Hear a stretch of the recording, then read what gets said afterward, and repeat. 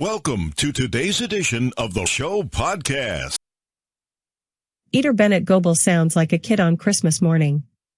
Goebel is excited because from where he and other weather obsessives stand, Santa might come early this year. Goebel is a service climatologist at the Colorado Climate Center at the Department of Atmospheric Science at Colorado State University. His research focuses on droughts, but he spends a lot of time looking at weather models. Lots of them. From all over the world. Based on the models he and his colleagues are watching, a perfect snowstorm is brewing that could dump 8 inches to 2 feet of snow on the Front Range this weekend.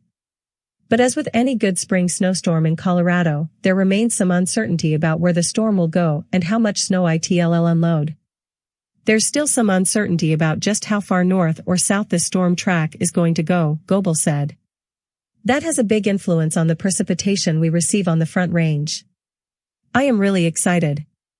I won't lie to you about that. But I'm also trying to remain stoic in the face of a lot of data and recognizing that 4 days out is plenty of time for things to change in terms of snowfall totals. How does a climatologist gauge the weather hype? First of all, he says things like operational weather forecasting models. Those are the models weather people watch to assess the severity of a storm. Goebel said many models exist around the world, but some of the most commonly used in the U.S. are the Global Forecast System out of the American-based National Weather Service and European, Canadian and UK models. And they almost always disagree about a storm. First of all, their starting conditions are different. Not all of them read the same weather observations, Goebel said. They're also all looking at a combination of surface readings and weather balloon and satellite observations and plugging in physics of the atmosphere. And not all are built with the exact same physics. They're based off the same general equations of motion, but they can have slight differences, he said. Pro tip.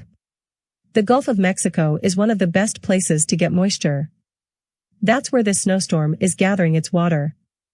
The Gulf is typically the source of a lot of eastern storms, which explains why that side of the country is wetter than this one.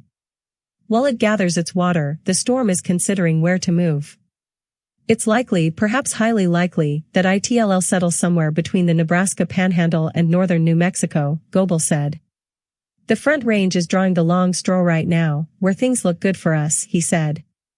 Goebel's hopeful that the storm will ease drought conditions in certain parts of Colorado. The western side of the Continental Divide is likely to see some good snowfall totals, but it's unlikely to make up long-term deficits, he said. Soil moisture and base flows entered the winter season at critically low levels and current snowpack is trailing average values. However, I don't expect this storm to be a drought buster in western Colorado. As for east of the Continental Divide, not only is the amount of moisture in the forecast exciting, there's nothing like a widespread snowstorm to replenish soils and set up the new growing season.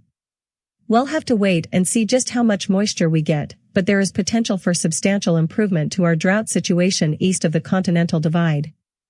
When should you start taking weather predictions seriously? Now. Don't hit the panic button yet, Goebel said, but start mentally preparing for anywhere between 8 inches to 2 feet of snow. And don't be disappointed if that map you saw on social media predicting 2 to 4 feet is wrong. Be careful with that hype, Goebel said.